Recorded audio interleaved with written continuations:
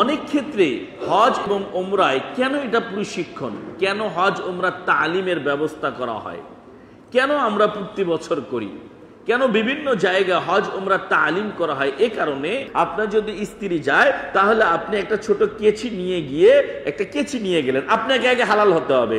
তাহলে একটা ছোট কেচির ফায়দা হচ্ছে যে আপনি আপনার ওয়াইফের একটু নিচের চুল হালকা করে ছোট্ট করে একটু অল্প একবারে পূর্ণ চুল কেটে দেবেন না, ছোট একটু শুধু মাথাটা একটু ধরে হালকা করে কেটে দেবেন। আসলে হজ ওমরার সবগুলো আসল কাজ কোথায়? মক্কায়, মদিনায় কিন্তু কিছু না। কিন্তু আমাদের এক শ্রেণীর ভাইয়েরা শুধুমাত্র বারবার বলে মদিনা কবে যাবেন, কেন? যে রসুলের কবরকে দেখবো। তাহলে রসুল কবর দেখার উদ্দেশ্যে কিন্তু ওখানে যাওয়া যাবে না। ওখানে যেহেতু আল্লাহ নবী সাল্লাল্লাহু আলাইহি ওয়াসাল্লাম কবর রয়েছে, ওখানে যাবেন।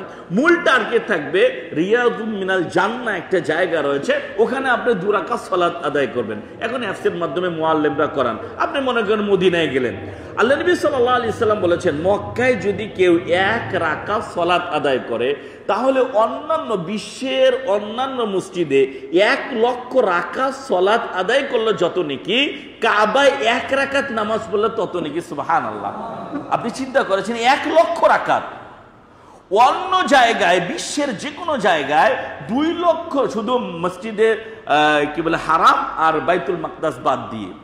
আপনি যদি বিশ্বের অন্যান্য মসজিদে 2 রাকাত নামাজ পড়লে যত নেকি হবে না, কাবায় 2 রাকাত নামাজ যদি আপনি কাবায় মসজিদুল হারামে 2 রাকাত নামাজ পড়েন আর অন্যান্য জায়গায় 2 লক্ষ রাকাত নামাজ পড়েন, তাহলে একই সওয়াব। সুবহানাল্লাহ। কবরে কিছুই করতে হবে না, শুধুমাত্র নবীর কবর জিয়ারত করার জন্য। জিয়ারতের যে দোয়াটা আছে, আসসালামু আলাইকুম ইয়া আহলি দিয়ার মিনাল মুমিনিনা ওয়াল মুসলিমিন ওয়া ইন্না ইনশাআল্লাহ বিকুম লাহিকুন নাসআলুল্লাহ লানা ওয়া লাকুমুল আফিয়া, এই দোয়াগুলো একটু শিখতে হবে। হজ করা এটা কোনো বাহাদুরির ব্যাপার নয়, ওমরা করা এটা নিজের কোনো ক্রেডিট নয়, এটা হচ্ছে আল্লাহ রাব্বুল আলামিন আপনাকে আমাকে অর্থ দিয়েছেন, তার সন্তুষ্টি লাভের জন্য হজ এবং ওমরা করে অতীত গুনাহগুলো ক্ষমা করে নেওয়া, এটাই কিন্তু উদ্দেশ্য। মুসলিমের আরেকটি হাদিসে রয়েছে, আল্লাহ নবী সাল্লাল্লাহু আলাইহি ওয়াসাল্লাম বলেছেন, ইয়া আইয়ুহান নাস, হে লোক সকল, ইন্নাল্লাহ ফারাযা আলাইকুমুল হাজ্জা, নিশ্চয় আল্লাহ রাব্বুল আলামিন তোমাদের উপরে হজকে ফরজ করে দিয়েছেন। এই আয়াত থেকে, এই হাদিস থেকে আমরা বুঝতে পারলাম যে আল্লাহ রাব্বুল আলামিন উম্মতে মুহাম্মাদীদের জন্য যাদের অর্থ রয়েছে আল্লাহ তাদের প্রতি হজকে ফরজ করে দিয়েছেন। তাহলে আয়াত এবং হাদিসগুলো দ্বারা আমরা যেগুলো বুঝতে পেলাম সেটা হচ্ছে, যারা ধনত্বশালী ব্যক্তি, বাড়িতে পরিবারের খরচ থাকার পরেও হজ করার মতো সামর্থ্য অর্থ রয়েছে, শারীরিক সক্ষমতা রয়েছে, আল্লাহ তাদের জন্য হজকে ফরজ করে দিয়েছেন। নবী সাল্লাল্লাহু আলাইহি ওয়াসাল্লামের আরেকটি হাদিস, রাসূল সাল্লাল্লাহু আলাইহি ওয়াসাল্লাম বলেছেন, মান হাজ্জা, যে ব্যক্তি হজ করলো, ফালাম ইয়ারফুস ওয়ালাম ইয়াফসুক, অশ্লীলতা কাজকে পরিহার করলো, খারাপ কোনো কাজ করলো না, ফাসিকি কোনো কাজ ওই মানুষের মাধ্যমে সম্পাদিত হলো না। আল্লাহ নবী সাল্লাল্লাহু আলাইহি ওয়াসাল্লাম বলেছেন, রাজাআ কায়াউমি ওয়ালাদাতহু উম্মুহু, সে এমনভাবে হজ থেকে ফিরে আসে, আসার পরে তার অবস্থাটা এরকম হয় যেন সে মায়ের পেট থেকে এখনই ভূমিষ্ঠ হলো। সুবহানাল্লাহ।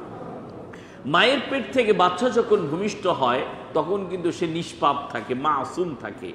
কাজেই আল্লাহকে সন্তুষ্ট করার নিমিত্তে যারা হজ এবং ওমরা করে তাদের অতীত গুনাহগুলো আল্লাহ রাব্বুল আলামিন ক্ষমা করে দেন। এই আয়াত এবং হাদিস দ্বারা আমরা বুঝতে পেলাম। তাহলে আমার বলার উদ্দেশ্য, অত্যন্ত তাৎপর্যপূর্ণ একটা ইবাদত হজ এবং ওমরা। অনেক ক্ষেত্রে হজ এবং ওমরায় কেন এটা প্রশিক্ষণ, কেন হজ ওমরার তালিমের ব্যবস্থা করা হয়, কেন আমরা প্রতি বছর করি, কেন বিভিন্ন জায়গায় হজ ওমরার তালিম করা হয়? এ কারণে যে মানুষেরা এত বড় একটা বড় ইবাদত করতে গিয়েও মানুষেরা অনেক সময় ভুল করে। সবচেয়ে বড় ভুল একটা রয়েছে যে দেখবেন যে একজন মানুষ যখন হজ্জে যায় তখন কিন্তু শুধু আল্লাহ এবং নবী মুহাম্মদ সাল্লাল্লাহু আলাইহি ওয়াসাল্লামের সহি কথাগুলো ফলো যদি না করে তাহলে তাদের কিন্তু হজ এবং উমরা গৃহীত হবে না। যেমন আপনারা যারা হজে গিয়েছেন বা উমরায় গিয়েছেন, কিংবা অনেকে আমরা জানি যে আরাফার ময়দানে অবস্থান করে জোহর আসর জমা এবং কসর করতে হয়। আমি বলছি কেন আমাদের তালিমের প্রয়োজন, কেন হজের প্রত্যেক বছরের প্রশিক্ষণের প্রয়োজন, যে সেখানে গিয়ে অনেকেই জোহরের সলাত আলাদা, আসরের সলাত আলাদা, এবং তারা কসরও করে না। তাহলে বোঝা গেল এত বড় একটা হজ ইবাদত, সেখানে গিয়েও আল্লাহ এবং রসুলের কথা আমি ফলো করছি না, তাহলে আমি কাকে সন্তুষ্ট করার নিমিত্তে আমি হজে যাচ্ছি? দ্বিতীয়ত কথা হচ্ছে যে হজ এবং উমরা করার উদ্দেশ্য একজন মানুষ যেন নিষ্পাপ হয়ে যায়। তারপরেও আমার আমলে যদি শিরকিয়াত থাকে, যারা কবর পূজা করে তারাও কিন্তু হজে যাচ্ছে, যারা শরীরের মধ্যে তাবিজের ব্যবসা করছে, তাবিজ ঝুলাচ্ছে, তারাও কিন্তু হজে যাচ্ছে। যদি আমি আমার শিরকটা থেকে মুক্ত হতে পেলাম না, তাহলে শিরক অবস্থায় আমার অন্য কোনো আমলগুলো কিন্তু আল্লাহর কাছে গৃহীত হবে না। দেখুন, এরপরে আমরা আরেকটা ভুল করি, সেটা হচ্ছে পুরান ঢাকা হোক কিংবা নতুন ঢাকা হোক, যে কোনো গ্রামে হোক না কেন, এখন অনেক সময় দেখা যায় যারা হজ করে আসে, আসার পরে এরকম অনেক ঘটনা, আমরা যদি তাকে দাওয়াত দিতে চাই, নামের আগে যদি অনেক ক্ষেত্রে, অনেকের কথা বলছি, সকলে নয়, যদি আলহাজ না লেখা হয় তাহলে সে তার চিঠিটা গ্রহণ করেন না। বলল যে না, আমার তো নাম ভুল হয়েছে। কেন ভুল হয়েছে? এই নাম তো সব সময় আপনাকে লিখে দিলাম, যে না আমি তো হজ করেছি, আমার নামের পূর্বে আলহাজ কেন নেই? তাহলে দেখুন, যারা 5 ওয়াক্ত, হজ তো বছরে একবার কিংবা জীবনে একবার, কিন্তু যারা আপনারা নামাজ পড়ি, আমরা নামাজ পড়ি, আমরা দিন রাত্রে কয়বার নামাজ পড়ি? 5 বার। 5 ওয়াক্ত নামাজ পড়ি, তাহলে আমার নামের আগে কি আমি মুসল্লি লিখি? প্রত্যেক দিন রাত 5 বার আমি সালাত আদায় করছি, যেটা ইবাদতের মধ্যে সবচেয়ে বড় ইবাদত হচ্ছে সালাত। তাহলে সালাত আদায় করার পরেও আমি আমার নামের পূর্বে মুসল্লি লিখি না, কিন্তু হজ করার আগে আসার পরে আমাকে আলহাজ লিখতে হবে। এগুলো সঠিক জিনিস নয়। আমাকে মনে রাখতে হবে আমি আল্লাহ এবং রসুলকে, আমি তাকে সন্তুষ্ট করার নিমিত্ত হজ এবং উমরায় যাচ্ছি। এই কারণে আল্লাহ নবী সাল্লাল্লাহু আলাইহি সাল্লাম বলেছেন, খুযু আন্নী মানাসিকাকুম, তোমরা আমার কাছ থেকে হজ্জের যে মাসআলা রয়েছে এগুলো তোমরা আমার কাছ থেকে গ্রহণ করো। যাই হোক, আলহামদুলিল্লাহ, ইসলামিক মডেল লাইব্রেরি এবং উসওয়াতুন হাসানা মাদ্রাসা কর্তৃপক্ষ এটা একটা তালিমের ব্যবস্থা করেছেন, হজ এবং উমরা প্রশিক্ষণ। আমি আপনাদেরকে উমরা সম্পর্কে একটু শর্টে বলছি, একবারে খুব ইজি ভাবে বলছি। সেটা হচ্ছে, মনে করেন যারা উমরা কিংবা হজের নিয়ত করবো, তারা তো অনেক আগ থেকে আমরা নিয়ত করেছি এবছর যাব বা অমুক মাসে যাব। তাদের নিকট হচ্ছে আপনার প্রয়োজনীয় যেগুলো জিনিস খুব বেশি নেয়ার দরকার নেই, ওই প্রয়োজনীয় কিছু জিনিসগুলো আপনারা আগে থেকে লাগেজে ভর্তি করাবেন। যদি পারেন তাহলে 1 সপ্তাহ আগে কমপ্লিট করে রাখবেন। যাওয়ার আগে দৌড়াদৌড়ি, এটা নেই, তখন একটু পেরেশানির মধ্যে পড়তে হয়। এরপরে আপনি যিনি মুআল্লিম রয়েছে, মুআল্লিমের কথাটা আপনাকে ভালো করে ফলো করতে হবে।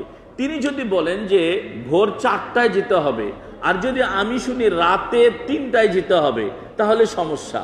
তিনি যদি রাতের কথা বলেন, আমি যদি দিনের কথা শুনি, তাহলে কিন্তু আমার অনেক বিড়ম্বনায় পড়তে হবে। কাজেই মুআল্লিমের কাছ থেকে ভালো করে জানতে হবে আমি কখন এয়ারপোর্টে গিয়ে পৌঁছিব।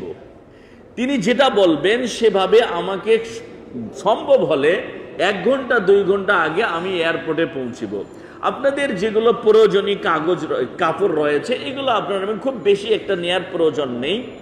সাথে যেগুলো আপনি নেবেন, একটা প্লেট আপনি নিলে ভালো হয়, একটা গ্লাস নিলে ভালো হয়, কারণ ওখানে গিয়ে যেভাবে খাওয়া দেয়া হয় এগুলো প্লেট বা গ্লাস না হলে একটু সমস্যা দেখা যায়। আর সাথে সাথে সবাই তো একরকম আমরা ভালো হোটেলে বা সবাই এক ধরনের হোটেলে আমরা থাকবো না, পারলে একটু রশি নিয়ে যাইয়েন, কারণ দেখা যাচ্ছে যে কাপড় টাপড় শুকাতে একটু রশিরও প্রয়োজন হয়। এগুলো জিনিস হালকা। আর একটা যদি কেসি, ছোট কেসি হলেও যেহেতু নেওয়া নিষেধ, আপনারা যেভাবে হোক একটা নেবেন। এটা চুল কাটতে পরবর্তীতে মহিলারা থাকলে তাদের একটু প্রয়োজন হয়। যাই হোক, আপনি সবগুলো নিয়ে আপনি যখন মুআল্লিম বলবে আপনি ওই অনুযায়ী এয়ারপোর্টে গিয়ে ইমিগ্রেশনের কাজগুলো আপনি সমাপ্ত করলেন। সমাপ্ত করার পরে মুআল্লিমের নির্দেশনা অনুযায়ী আপনি বিমানে উঠবেন। বিমানে উঠার আগে আপনাকে লক্ষ্য রাখতে হবে যে আপনি ডান পাটা আগে দেবেন। যেহেতু আমি হজ কিংবা ওমরা করতে যাচ্ছি, আপনার আমার নিয়ত হবে প্রত্যেকটা কাজ যেন আমার সুন্নতি তরিকা হয়। সেখানে আমি কোনো মাযহাব কিংবা আমার কোনো রেশম রাওয়াজ আমি সেখানে প্রতিষ্ঠা করার নিমিত্তে সেখানে যদি কাজ করি, তাহলে কিন্তু আমার হজ এবং ওমরা সঠিকভাবে হবে না। যখন আমি বিমানে উঠব, তখন আমাকে বিমানে বসে একটা দোয়া পড়তে হয়। যেমন বিমান বা বাসে উঠে দোয়া পড়ি, সুবহানাল্লাযী সাখখারা লানা হাযা ওয়া মা কুন্না লাহু মুকরিনিন ওয়া ইন্না ইলা রাব্বিনা লামুনকালিবুন। এরপরে আমরা যতটুকু পারি তাসবিহ পড়ব। এর আগে দেখা যাচ্ছে যে প্রত্যেকটা দেশের একটা করে আলাদা আলাদা একটা মিকাত রয়েছে। আমাদের বাংলাদেশের মিকাত হচ্ছে ইয়ালামলাম একটা পাহাড় রয়েছে, ওখানে বিমানে বলে দেওয়া হয়, দিক নির্দেশনা দেওয়া হয়। সেখানে দেখা যাচ্ছে ইহরামের কাপড় আমি নিয়ে গিয়ে সেখানে গোসল করে পরিধান করা অনেকের ক্ষেত্রে এটা সম্ভব হয় না। এ কারণে আপনি বাড়ি থেকে ইহরামের কাপড়টা আপনি গোসল করে ইহরামের কাপড়টা আপনি বাড়ি থেকে পরিধান করবেন। আরেকটি কথা মনে রাখতে হবে, আপনি যে একটা কাঁধের একটা ব্যাগ নেবেন, আর আপনি পাসপোর্ট ঝুলানোর একটা ব্যাগ দেয়া হয়, এটা থাকে কাঁধে ব্যাগ, একটা এক্সট্রা একটা অতিরিক্ত ছোট একটা ব্যাগ নেবেন, যেখানে আপনার পায়ে জুতাটা রাখার জন্য একটা ব্যাগ নিতে হবে। নতুবা সেখানে হাতে জুতা নিয়ে কোথায় রাখবেন? এটা ময়লা একটা সমস্যা দেখা দিতে পারে। এই কারণে আপনি এক জোড়া জুতা নেবেন। জুতা নিয়ে আপনার যে একটা সাইড ব্যাগ থাকবে, এই ব্যাগের ভিতরে আপনি জুতাটা ঢুকে রাখবেন। একটা পানির বোতল নিলেন, সেখানে জমজমের পানি নিয়ে পান করতে পারবেন। যাই হোক, এগুলো প্রয়োজনীয় জিনিসটা আপনাদেরকে একটু নিতে হবে।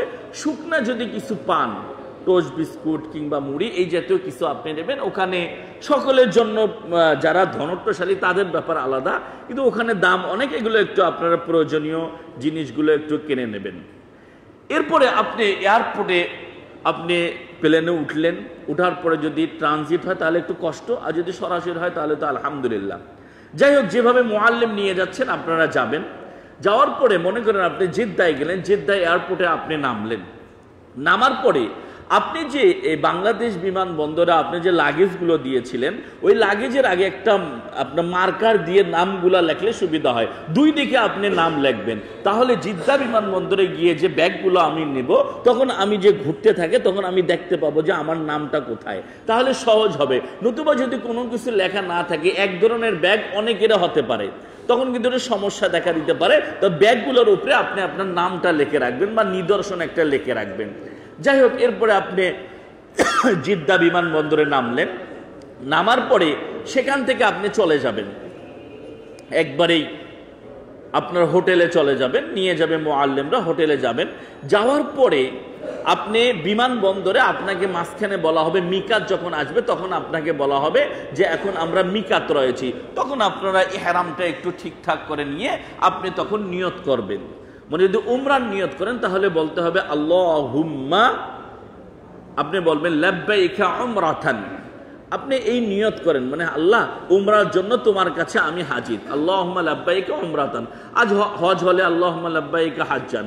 যদি আপনি অন্য বদলি কোনো হজের জন্য বা উমরার জন্য যান, তখন বলতে হবে আল্লাহুম্মা লাব্বাইকা মিন, মনে করেন আব্দুল্লাহ বা আব্দুর রহমান, তারপরে উমরাতান, উমরা করলে উমরাতান, আর হজ করলে হজ্জাতান। এরপরে আপনি মনে করেন যখনই আপনার উমরা নিয়ত করা হলো, আপনি ইহরাম পরিধান করা শেষ হয়ে গেল, এরপর থেকে আপনি তালবিয়া পড়তে থাকবেন। লাব্বাইক আল্লাহুম্মা লাব্বাইক, লাব্বাইক লা শারীকা লাক লাব্বাইক, ইন্নাল হামদা ওয়ান নি'মাতা লাক ওয়াল মুলক লা শারীকা লাক। পুরুষেরা একটু জোরে জোরে বলবেন, মহিলা যারা রয়েছেন তারা একটু আস্তে আস্তে পড়বেন। মহিলাদের ইহরামের কোনো কাপড় নেই, তারা যে কাপড় পরবেন সেই কাপড় দিয়ে তারা পর্দার সহিত থাকবেন। পুরুষদের এভাবে দুই কাপড়ে ইহরাম যেটা মুআল্লিমরা দেবেন, এভাবে তাদেরকে পরিধান করতে হবে। এরপরে আমি জিদ্দায় গিয়ে আমার মাল সামানগুলো নিয়ে আমি আবার চলে গেলাম আমাদের হোটেলে। হোটেলে যাওয়ার পরে সেখানে অপেক্ষা করা যাবে না, যদি আমি উমরার কথা বলছি, সেখানে গিয়ে অপেক্ষা করা যাবে না। সেখানে জায়গা মতো হোটেলে বুঝে আপনি লাগেজ টাগেজ রেখে আপনি উজু করে আবার তাড়াতাড়ি, আপনি যেহেতু ওমরা করতে যাচ্ছেন, ওমরা করার জন্য আপনি তাড়াতাড়ি মসজিদুল হারামে কাবায় চলে আসবেন। যখন আপনি কাবায় ঢুকবেন, ঢুকার আগ পর্যন্ত আপনি তালবিয়া পাঠ করবেন। আমি সহি কথাগুলো বলছি। আপনি তালবিয়া পাঠ করবেন, করতে করতে যখন আপনি কাবায় ঢুকবেন, মসজিদে হারামে ঢুকবেন, তখন আপনি তালবিয়া বন্ধ করে দেবেন। দিয়ে মসজিদে ঢুকার যে আদব, এই আদবটা রক্ষা করতে হবে। আপনি মনে করেন ডান পা দিয়ে ঢুকবেন। ঢুকার আগে আমরা কি বলি, যে দোয়াটা মসজিদে বলে, আল্লাহ মুফতাহলি আবওয়াবা রাহমাতিক, এটা বলে আমি ডান পা দিয়ে ঢুকলাম। ঢুকে আমি এখন তওয়াফ করব। আমার উজু আছে, এখন তওয়াফ করা, তওয়াফ মানে চক্কর দেয়া। আমি এরপরে তওয়াফের কাজ শুরু করে দেব। সেটা হচ্ছে যে আপনি রুকনি ইয়ামানি, এরপরে হচ্ছে হাজারা আসওয়াদ, এরপরে হচ্ছে মাকাম ইব্রাহিম, তারপরে হচ্ছে হাতিম।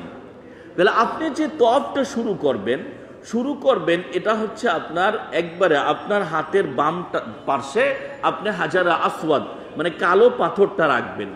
রেখে যদি সম্ভব হয় তাহলে চুমা দিবেন, সম্ভব না হলে ইশারা করে বিসমিল্লাহ আল্লাহু আকবার বললেই হবে। আমরা অনেক চেষ্টা করে ঢুকে আর বের হতে পারি না। অনেক মহিলাদের কানে দুল পর্যন্ত ছেড়ে যায়, রক্ত বের হচ্ছে না। শরিয়াত এত কষ্ট দেননি।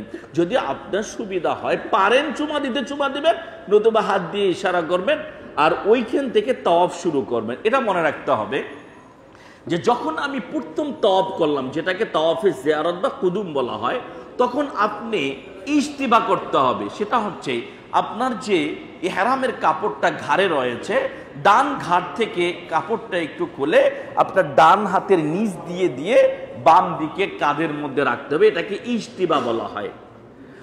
আপনি বিসমিল্লাহ আল্লাহু আকবার বলে এভাবেই আপনি ডান কাঁধটা খোলা রেখে আপনি চক্কর দেয়া শুরু করবেন। চক্কর দেয়া যখন শুরু করবেন, বিভিন্ন দোয়া আপনি পড়তে পারেন। আপনি যত ধরনের দোয়া আছে আপনি যতটুকু পারেন, মুআল্লিমরা শিক্ষা দিবে, আমরাও শিখ দেব। এই দোয়াগুলো পড়তে পড়তে আপনি চলবেন। প্রথম 3 বার 7 বার তওয়াফ, প্রথম 3 বার রমাল করতে হয়। একটু জোরে জোরে যাবেন, মহিলারা স্বাভাবিকভাবে যাবেন, পুরুষেরা প্রথম 3 বার একটু জোরে জোরে যাবেন, এটাকে রমাল বলা হয়। এরপরে 4 বার এটা স্বাভাবিকভাবে যাবেন, তাহলে 7 বার তওয়াফ হবে।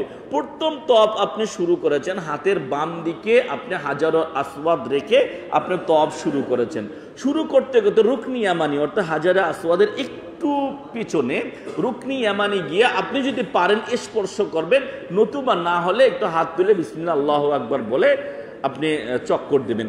রুকনি ইয়ামানি মনে রাখতে হবে, রুকনি ইয়ামানি এবং হাজারা আসওয়াদ এর মাঝখানের সময়টা কিন্তু অত্যন্ত ইম্পর্টেন্ট একটা জায়গা। এখানে যদি কোনো ব্যক্তি যে ধরনের দোয়া করে, আল্লাহ দোয়া কবুল করে নেন। এই কারণে আল্লাহ নবী ওখানে একটা দোয়া বেশি পড়তেন, রব্বানা আতিনা ফিদ দুনিয়া হাসানা ওয়া ফিল আখিরাতি হাসানা ওয়া কিনা আযাবান নার। এটা হচ্ছে রুকনি ইয়ামানি আর হাজারো আসওয়াদ। যখনই আপনি মাঝামাঝি যাবেন, তখন আপনার মনের চাহিদা অনুযায়ী আপনি দোয়া করবেন, যে কোনো দোয়া। বিশেষ করে রব্বানা আতিনা, এটা বলতেই হবে। রব্বানা, হে আমাদের প্রতিপালক, আতিনা তুমি আমাদেরকে দান করো, ফিদ দুনিয়া দুনিয়া হাসানা কল্যাণ, ও ফিল আখিরাতে আখিরাতে হাসানা কল্যাণ, ও কিনা আযাবান নার। হে আল্লাহ তুমি আমাদেরকে জাহান্নামের আগুন থেকে মুক্ত করো। কি না আমি বললাম এই দোয়ার মধ্যে, দুনিয়াও আমি কল্যাণ চাইলাম, আখিরাতও কল্যাণ চাইলাম, জাহান্নাম থেকে আমি আল্লাহর কাছে মুক্তি চাইলাম। যদি এই দোয়াটা আমার কবুল হয়ে যায়, তাহলে দুনিয়ায় আমার কল্যাণ আল্লাহ দিবেন, আখিরাতেও আমি কল্যাণ পাবো, এবং জাহান্নাম থেকে যদি আমি মুক্তি পাই, তাহলে কোথায় আমার স্থান হবে ভাই? জান্নাতে। সুবহানাল্লাহ, কত সুন্দর একটা দোয়া এটা। আপনি রুকনি ইয়ামানি এবং হাজারে আসওয়াদের মাঝ জায়গাতে আপনি বেশি করে বলার চেষ্টা করবেন ইনশাআল্লাহ। যখনই হাজারা আসওয়াদ থেকে ঘুরে আবার হাজারা আসওয়াদে আসলেন, তখন এক চক্কর হলো, একটা তওয়াফ হলো, তখন হাজারা আসওয়াদে এসে আবার হাত দিয়ে ইশারা করে বিসমিল্লাহ আল্লাহু আকবার বলবেন। এভাবে 7 চক্কর আপনার হয়ে গেল। প্রথম 3টা একটু তাড়াতাড়ি জোরে জোরে, আর পরে 4টা এটাকে রমল বলা হয়, পরে 4টা স্বাভাবিকভাবে। তাহলে 7 তওয়াফ আপনার শেষ হয়ে গেল। এখন আপনার করণীয় কি? 7 তওয়াফ শেষ হবে আপনার হাজারা আসওয়াদে গিয়ে। হাজারা আসওয়াদের পাশেই কিন্তু রয়েছে মাকাম ইব্রাহিম। আপনি একটু সাইডে দাঁড়িয়ে আপনি মাকাম ইব্রাহিমকে সামনে রেখে, কাবা তো সামনে থাকবে, ওই বরাবর কিংবা জায়গা না হলে যে কোনো জায়গায় চতুর্দিকে আপনি 2 রাকাত সালাত আদায় করবেন। তাহলে আমি প্রথমে কাবায় ঢুকে 7 বার আমি তওয়াফ করলাম, তওয়াফ আমার শেষ হয়ে গেল, এবার আমি 2 রাকাত সালাত আদায় করলাম। 2 রাকাত সালাত যখন শেষ হয়ে যাবে, আপনার উমরার নিয়ম বলছি, এরপরে আপনি জমজমের পানি পান করবেন। অনেকে দেখি পানি পান করছে কিন্তু বিসমিল্লাহ বলে পান করছে না। আপনি আগে থেকে দোয়া শিখে নেবেন, কিংবা শীটগুলো দেওয়া হয় এগুলো মুখস্থ করে কিংবা দেখে দেখে বলবেন। আল্লাহ নবী সাল্লাল্লাহু আলাইহি সাল্লাম জমজমের পানি পান করার একটা দোয়া শিক্ষা দিয়েছেন। কারণ কি, কেন এই দোয়া বলতে হয়? যে এমনি বিশ্বের পানি আর জমজমের পানির মধ্যে অনেক পার্থক্য।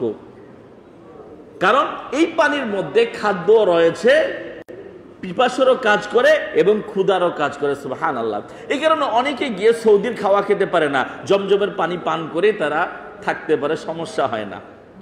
তাহলে এই কারণে আল্লাহ নবী সাল্লাল্লাহু আলাইহি ওয়াসাল্লাম বলেছেন, যখন জমজমের পানি পান করবে তোমার একটা দোয়া বলবে, আল্লাহুম্মা ইন্নী আসআলুকা ইলমান নাফিআ ওয়া আমালান মুতাকাব্বিলা ওয়া রিজকান ওয়াসিআ ওয়া শিফাআম মিন কুল্লি দাইন। কত সুন্দর একটা দোয়া। আল্লাহুম্মা, হে আল্লাহ, ইন্নী আসআলুকা, আমি তোমার কাছে চাচ্ছি, ইলমান নাফিআ, এমন জ্ঞান যেটা উপকার লাভ করে। ওই জ্ঞান নয় যে জ্ঞান অর্জন করার পরে আমি শিরকের দিকে ধাবিত হই, এমন জ্ঞান নয় যে জ্ঞান অর্জন করে আমি মৃত্যু মানুষের কাছে কিছু চাই, এই জ্ঞান নয় যে জ্ঞান অর্জন করে আমি মাজার প্রতিষ্ঠা করি, এমন জ্ঞান নয় আল্লাহ, যে জ্ঞান উপকার দেয়। ওয়া আমালান মুতাকাব্বিলা, হে আল্লাহ, এমন আমল করার তুমি তৌফিক দান করো যেটা কবুল হবে। সুবহানাল্লাহ। ওয়া রিজকান ওয়াসিআ, আল্লাহ এমন রিজিক দান করো যেটা প্রশস্ত। ওয়া শিফাআম মিন কুল্লি দা, হে আল্লাহ, প্রত্যেক রোগের তুমি এটাকে ওষুধ হিসাবে আমাকে সেবন করার তৌফিক দান করো। সুবহানাল্লাহ। তাহলে আপনি যখন পানিটা পান করবেন, পান করার আগে এই দোয়াটা আপনাকে পড়তে হবে। সেখানে কিন্তু শুধু বিসমিল্লাহ বলে পান করা যাবে না, এই দোয়াটা আপনি পরে তারপরে আপনি পানিটা কি করবেন, পান করবেন। যতবার ইচ্ছা, যত পারেন আপনি পানি পান করবেন। তবে তওয়াফের আগে এবং সাইর আগে পান না করাই ভালো, পরে করলে ভালো হবে। তবে 2 রাকাত সালাত আদায় করে সাই করার পূর্বে আল্লাহ নবী সাল্লাল্লাহু আলাইহি সাল্লাম জমজমের পানি পান করতেন। কারণ যদি আপনি তওয়াফের আগে বেশি করে পান করেন তাহলে কিন্তু আপনার পেশাবের সমস্যা হতে পারে। সাইর আগে যদি বেশি করে পান করেন তাহলে পেশাবের সমস্যা হতে পারে। 2 বার সাই করে যদি আপনার পেশাবের সমস্যা হয় তাহলে এটা কমপ্লিট করতে পারবেন না, অনেক ঝামেলার মধ্যে পড়ে যেতে হবে। মানে জমজমের পানি সামনে আসে আর আমি বেশি পান করলাম না, তওয়াফ করার আগে একটু চিন্তা করতে হবে, হালকা অল্প পান করতে হবে, যাতে করে তওয়াফ করতে কোনো সমস্যা না হয়। সাই করার আগে খুব বেশি মানে আমরা আবেগে গিয়ে জমজমের পানি, এই পানির কথা আল্লাহ বলেছেন, শুধু পান করতেই থাকি, পরবর্তীতে দেখা যায় আমার সাই করতে তওয়াফ করতে সমস্যা হয়। এটা একটু চিন্তা ভাবনা করতে হবে। আমি এরপরে 2 রাকাত সালাত আদায় করে আমি দোয়াটা পরে জমজমের পানি পান করলাম। পান করার পরে আমার এই কাজ শেষ। এখন সাইর কাজ, মানে সাফা মারওয়া সাই করতে হবে। এটা তো আপনারা জানেন, বিবি হাজেরার সবগুলো নিদর্শন, ইব্রাহিম আলাইহিস সালাম, ইসমাঈল আলাইহিস সালাম নিদর্শন। এরপরে আমি সাফা পাহাড়ে উঠবো। আল্লাহ রাব্বুল আলামিন বলেছেন দোয়া পড়তে হবে, কোরআনের আয়াত, ইন্না সাফা ওয়াল মারওয়াতা মিন শাআইরিল্লাহ। এটা 3 বার বা 4 বার এগুলো পরে আপনি সাফা পাহাড়ে উঠবেন। আল্লাহ যেহেতু সাফা থেকে শুরু করেছেন, এই কারণে আপনাকে সাফা পাহাড়ে আগে যেতে হবে। ঢুকে কিন্তু সাফা পাহাড়, এরপরে মারওয়া। শুরু করতে হবে সাইটা সাফা থেকে, মারওয়া একবার, মারওয়া থেকে সাফা একবার, আবার সাফা থেকে মারওয়া, এভাবে 7 বার করতে হবে। শুরু করতে হবে সাফা থেকে। আপনি যখন সাফা পাহাড়ে উঠলেন তখন সাফা থেকে কাবাটা কিন্তু কাছাকাছি দেখা যায়, তখন আপনি সেখানে হাত তুলে মুনাজাত করবেন। এমনি ফরজ সালাতের পরে মুনাজাত নিয়ে অনেক মারামারি, সেখানে কিন্তু আল্লাহ কোন কোন জায়গায় হাত তুলে মুনাজাত করতে হয় এগুলো কিন্তু শরিয়াত বলে দিয়েছেন। যে জায়গায় হাত তোলা সে জায়গায় হাত না তুলে অন্য জায়গায় হাত তুলে এটা তো সমস্যাই হবে।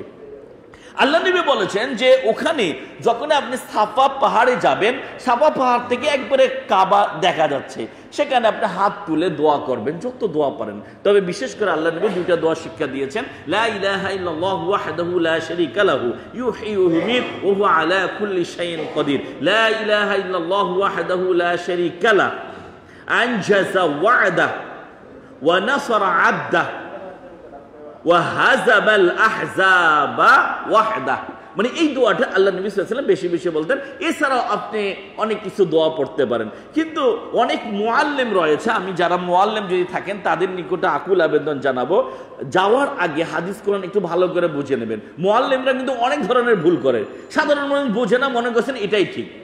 যে দোয়াগুলো রসুল বলেছেন এই দোয়াটা আগে পড়তে হবে, পড়ার পরে বাকি যতগুলো তাহলে সুন্নাহ হবে। কিন্তু আল্লাহর নবী যে দোয়াটা পড়েছেন সে দোয়া বাদে সব দোয়াই পড়লাম। আপনি মনে করেন কবর জিয়ারত করতে গিয়েছেন, তাহলে আপনার মূল টার্গেট কি? কবর জিয়ারতের দোয়াটা না? এরপরে যত পারি তত বলবো, কিন্তু কবর জিয়ারতের দোয়া নেই। বিয়ে বাড়িতে গেলাম, বিয়ে অনুষ্ঠান হলো, হওয়ার পরে রব্বানা আতিনা যালামনা আনফুসানা অনেক কাঁদাকাটি হলো, কিন্তু বিবাহে পরে যে আল্লাহর নবী একটা দোয়া পড়েছিলেন হুজুরা সে দোয়া বলল না, তাহলে কি হবে? না। বিবাহর পরে যে দোয়াটা আছে এই দোয়াটা আগে পড়তে হবে, পরে তারপরে অন্য দোয়া পড়তে হবে। এই জন্য মুআল্লিমদেরকে বলবো আপনারা একটু যাওয়ার আগে হাদিসগুলো একটু ভালো করে দেখে যাবেন। অনেক বইটি রয়েছে, একটু ভালো করে কয়েকবার পড়ার চেষ্টা করবেন, নতুবা টানা শুধু দোয়া করছেন অন্যরা কাঁদছেন না। যেখানে যেটা নিয়ম আছে সেটাই করতে হবে। এরপরে আপনি শুরু করবেন সাফা থেকে, দোয়া শেষ, সাফা থেকে আপনি হাতের ডানে হয়ে মারওয়ায় যাবেন। যাওয়ার সময় কিছুক্ষণ নামার পরে কিছুক্ষণ পরে সবুজ বাতির একটা চিহ্ন রয়েছে, সেখানে একটু সাই মানে একটু দ্রুত গতিতে যেতে হয়। পুরুষেরা দ্রুত গতিতে যাবে, মহিলারা আস্তে আস্তে যাবে। এরপরে যাবে মারওয়া পাহাড়ে। তাহলে সাফা থেকে মারওয়ায় গেলে একবার হলো। মারওয়া পাহাড় সাফা থেকে যেমন কাবা দেখা যায়, মারওয়া থেকে তেমন কিন্তু কাবা দেখা যায় না। কিন্তু আপনাকে ওই মুখ করে যে দোয়াগুলো আপনি সাফাই করেছিলেন মারওয়ায় করবেন। আবার মারওয়া থেকে আবার সাফা আসতে গিয়ে আবার সবুজ বাতি পড়বে, ওখানে একটু দৌড় দিয়ে আসতে হয়, এসে আবার মারওয়া, এভাবে আবার মারওয়াতে এসে সাফাতে এসে আবার সাফাতে এসে যে প্রথমবারে যে দোয়াগুলো পড়েছিলেন আবার হাত তুলে সেই দোয়া, আবার মারওয়ায় গিয়ে, এভাবে আপনি 7 বার যখন যাওয়া হবে তখন আপনার উমরা শেষ। এরপরে আপনি মাথার চুল মুন্ডন করবেন, অর্থাৎ চুলটা আপনি হয়তোবা নাড়া করতে পারেন কিংবা চুলটা ছোট করতে পারেন। আপনি যখন চুলটা নাড়া করে ফেলেন তখন আপনি হালাল হয়ে গেলেন। আপনার যদি স্ত্রী যায় তাহলে আপনি একটা ছোট কেচি নিয়ে গিয়ে একটা কেচি নিয়ে গেলেন, আপনাকে আগে হালাল হতে হবে। তাহলে একটা ছোট কেচির ফায়দা হচ্ছে যে আপনি আপনার ওয়াইফের একটু নিচের চুল হালকা করে ছোট্ট করে একটু অল্প একবারে পূর্ণ চুল কেটে দেবেন না, ছোট একটু শুধু মাথাটা একটু ধরে হালকা করে কেটে দেবেন, তাহলে আপনার স্ত্রীও হালাল হলো, আপনিও হালাল হলেন। এই ইহরাম বাঁধা অবস্থায় অনেক কিছু করা যাবে না, যেগুলো আপনারা ইতিপূর্বে জেনেছেন। আপনাকে সুগন্ধি ব্যবহার করা যাবে না, ইহরাম পরার আগে যা করা সব করতে হবে। সেলাই করা কাপড় আপনাকে পরা যাবে না, যেটা কাঁধে ঝুলানোর পাসপোর্ট এটাই শুধু আপনি ইউজ করবেন। আপনার মনে করেন উমরা শেষ হয়ে গেল, আপনি হালাল হয়ে গেলেন, আপনার স্ত্রীরা হালাল হয়ে গেল। এরপরে যখন মক্কার কাজ শেষ, আসলে হজ উমরা সবগুলো আসল কাজ কোথায়? মক্কায়, মদিনায় কিন্তু কিছু না। কিন্তু আমাদের এক শ্রেণীর ভাইয়েরা শুধুমাত্র বারবার বলে মদিনা কবে যাবেন, কেন? যে রসুলের কবরকে দেখবো। তাহলে রসুল কবর দেখার উদ্দেশ্যে কিন্তু ওখানে যাওয়া যাবে না। ওখানে যেহেতু আল্লাহ নবী সাল্লাল্লাহু আলাইহি ওয়াসাল্লাম কবর রয়েছে ওখানে যাবেন। মূল টার্গেট থাকবে রিয়াদুম মিনাল জান্নাহ, একটা জায়গা রয়েছে, ওখানে আপনি 2 রাকাত সালাত আদায় করবেন। এখন অ্যাপসের মাধ্যমে মুআল্লিমরা করান। আপনি মনে করেন মদিনায় গেলেন, আল্লাহ নবী সাল্লাল্লাহু আলাইহি ওয়াসাল্লাম বলেছেন মক্কায় যদি কেউ 1 রাকাত সালাত আদায় করে তাহলে অন্যান্য বিশ্বের অন্যান্য মসজিদে 1 লক্ষ রাকাত সালাত আদায় করলে যত নেকি, কাবায় 1 রাকাত নামাজ পড়লে তত নেকি। সুবহানাল্লাহ। আপনি চিন্তা করেছেন 1 লক্ষ রাকাত। অন্য জায়গায় বিশ্বের যে কোনো জায়গায় 2 লক্ষ, শুধু মসজিদে কি বলে হারাম আর বাইতুল মাকদাস বাদ দিয়ে। আপনি যদি বিশ্বের অন্যান্য মসজিদে 2 রাকাত নামাজ পড়লে যত নেকি হবে না, কাবায় 2 রাকাত নামাজ যদি আপনি কাবায় মসজিদুল হারামে 2 রাকাত নামাজ পড়েন আর অন্যান্য জায়গায় 2 লক্ষ রাকাত নামাজ পড়েন তাহলে একই সব। সুবহানাল্লাহ। তাহলে এই জন্য বেশি বেশি যাওয়ার চেষ্টা করবেন। ইহরাম পরে থাকবেন, অসুবিধা কি? গিয়ে ঢুকে আপনি তাহিয়াতুল মসজিদ, দুখুলুল মসজিদ, তাহিয়াতুল উযু, যত ধরনের সালাতগুলো রয়েছে আপনি পড়বেন। ঢুকে মসজিদে ঢুকেই উযু করার পরে তাহিয়াতুল উযু 2 রাকাত পড়লেন। তাহলে 2 রাকাত পড়া অর্থ কি? অন্যান্য মসজিদে 2 লক্ষ রাকাত নামাজ পড়লে যত নেকি হবে, এখানে 2 রাকাত নামাজ পড়লে তত নেকি হবে। সুবহানাল্লাহ। তাই এগুলো সুযোগ আপনারা হেলায় ছেড়ে দিবেন না। এরপর আবার আপনি জমজমের পানি খাবেন। আল্লাহ নবী সাল্লাল্লাহু আলাইহি ওয়াসাল্লাম বলেছেন যে কোনো নিয়তে যদি জমজমের পানি খাওয়া হয় তাহলে আল্লাহর নিয়তটা পূরণ করে দেন। তবে নিয়তটা থাকতে হবে কি? ভালো নিয়ত। নিয়তটা হতে হবে সহি নিয়ত। যদি আপনার নিয়ত অন্যটা থাকে তাহলে হবে না, ভালো নিয়ত করতে হবে। এরপরে দেখুন, আপনি ওখান থেকে কাজ শেষ, আপনি যত পারেন আপনি হারামে যাবেন, অর্থাৎ কাবায় গিয়ে আপনারা সালাত যত পারেন, অর্থাৎ তাহিয়াতুল উদু কিংবা আপনার দুখুলুল মসজিদ, এরপরে জামাতের সাথে তো সালাত আদায় করবেন। এরপরে আপনার যেটা কাজ হবে, আপনাকে মদিনায় নিয়ে যাবে। মদিনায় কিন্তু আপনারা শুধু জিয়ারতের উদ্দেশ্যে যাবেন না। আল্লাহ নবী সাল্লাল্লাহু আলাইহি ওয়াসাল্লামের কবর আছে, ওমর রাদিয়াল্লাহু তাআলার কবর আছে, আবু বকর রাদিয়াল্লাহু তাআলা আনহুর একসাথে কবর আছে। ওখানে কিন্তু লেখা আছে যে কবরে চুমা দেয়া যাবে না। যদি কোনো কবরে চুমা দেয়া যেত, তাহলে সবচেয়ে বড় বেশি করে চুমা দিত মানুষেরা কোন জায়গায়? মুহাম্মদ সাল্লাল্লাহু আলাইহি ওয়াসাল্লামের কবরে, যিনি আমাদেরকে সুপারিশ করবেন। আর একটু চিত্র দিয়ে দেখা যায়, সেখানে অনেক মানুষ আছে ধরার জন্য কত কিছু করে। সেখানে মুআল্লিমরা বলে হাযা হারাম, ইয়া ইখওয়া হাযা হারাম, ইয়া আখি হাযা হারাম, হাযিহিল বিদআ। তারা বলতে থাকে এটা হারাম, এটা বিদআত, এটা করো না। তারপরেও কিছু মানুষেরা আছে ছাড়ে না, হাত দিয়ে কত কিছু করে। আল্লাহু আকবার। কবরে কিছুই করতে হবে না, শুধুমাত্র নবীর কবর জিয়ারত করার জন্য জিয়ারতের যে দোয়াটা আছে, আসসালামু আলাইকুম ইয়া আহলি দিয়ার মিনাল মুমিনিনা ওয়াল মুসলিমিন ওয়া ইন্না ইনশাআল্লাহু বিকুম লাহিকুন নাসআলুল্লাহ লানা ওয়া লাকুমুল আফিয়া, এই দোয়াগুলো একটু শিখতে হবে, কিংবা মুআল্লিমরা শিক্ষা দেবে। এরপরে রাউযাতুম মিন রিয়াদিল জান্নাহ, সেখানে আপনি সুযোগ পাবেন 2 রাকাত সালাত আদায় করে। মনে করবেন যে জান্নাতে ঢুকলেন। ওখানে ঢুকার পরে মানুষের অবস্থাটা অন্যরকম হয়ে যায়। জান্নাতে যাব কবে জানি না, সেখানে ঢুকলে মনে হতে হবে আমি জান্নাতে ঢুকলাম। আল্লাহু আকবার। অটোমেটিকলি মানুষের শরীরটা নরম হয়ে যায়, সেখানে অটোমেটিকলি চোখ দিয়ে পানি এসে যায়, বোঝা যাচ্ছে যে আমি জান্নাতে ঢুকলাম। আল্লাহু আকবার। এর চেয়ে বড় আর কিছু পাওনা রয়েছে? এ কারণে যাদের টাকা অর্থ রয়েছে তারা যাবেন। এরপরে আপনি বাকিল গরকাত, জান্নাতুল বাকিল গরকাত যেটা রয়েছে, সেখানে অনেক সাহাবীদের কবর রয়েছে। সেখানে গিয়ে আপনারা জিয়ারত করবেন, আপনারা আসবেন। কোনো কিছু যদি কেনাকাটার প্রয়োজন হয়, তাহলে আপনারা মক্কায় কেনাকাটা করার চেষ্টা করবেন, সেখানেই ভালো কিছু পাওয়া যায়, দাম টাম কম। মদিনায় একটু জটিল বিষয়, কাজেই সেখানে আপনারা থাকার চেষ্টা করবেন, ঘোরাফেরা কম করার চেষ্টা করবেন। মার্কেট আপনারা সময় সময় মতো করবেন, তবে রাতটা আপনি ইবাদতের মধ্যে দিয়ে দেবেন। আপনি যত পারেন তাহাজ্জুদ এভাবে কাজ করার চেষ্টা করবেন। আল্লাহ যেন আমাদের সকলকেই সহিহ সুন্নাহ অনুযায়ী, যদি আপনার আমলে বেদাত ঢুকে যায়, আপনার আমলে যদি শিরক ঢুকে যায়, মনে করবেন সেখান থেকে একটা সুন্নাত কিন্তু বের হয়ে যাবে। এই কারণে আপনাদেরকে টার্গেট রাখতে হবে যে মুআল্লিমের সাথে আপনি যাচ্ছেন তারা কি সহিহ মানহাজ ফলো করে কিনা। যদি সহিহ মানহাজ ফলো না করে, আপনার ইচ্ছা, আপনি যার কাছে ইচ্ছা যেতে পারবেন। তবে আমার একটা ওসিয়ত, একটা উপদেশ হচ্ছে, যে ট্রাভেলসের মাধ্যমে যাবেন, যে মুআল্লিমের মাধ্যমে যাবেন, তারা কি সহিহ মানহাজ ফলো করে কিনা, এটা আপনারা একটু দেখার চেষ্টা করবেন। অনেক সময় দেখা যায়, এখন তো অনেকে ট্রাভেলস করছে, আলহামদুলিল্লাহ, আমি দোষের কিছু বলছি না। যারা মুআল্লিম রয়েছেন, আপনারা হয়তো অনেকে মাদ্রাসায় লেখাপড়া করেন নাই, আপনারা এই জিনিসগুলো, এই দোয়াগুলো একটু শুদ্ধ করার জন্য আপনি ইমামের কিংবা একটা উস্তাদের দ্বারস্থ আপনি হবেন ইনশাআল্লাহ। এই প্রত্যাশা ব্যক্ত করে আজকে যে আলোচনা করা হলো, আল্লাহ যেন এই আলোচনার উপরে আমাদের সবাইকে তৌফিক দান করেন, আমিন। আল্লাহ যেন সঠিকভাবে যাদের অর্থ রয়েছে তারা যেন কাল ক্ষেপণ না করে হজ এবং উমরা করার নিয়ত করি, আল্লাহ যেন কবুল করেন এবং এর মাধ্যমে আমাদের যেন অতীত গুনাহগুলো আল্লাহ ক্ষমা করে দেন, আমিন। ওমা আলাইনা ইল্লাল বালাগুল মুবিন। আসসালামু আলাইকুম ওয়া রাহমাতুল্লাহি ওয়া বারাকাতুহু।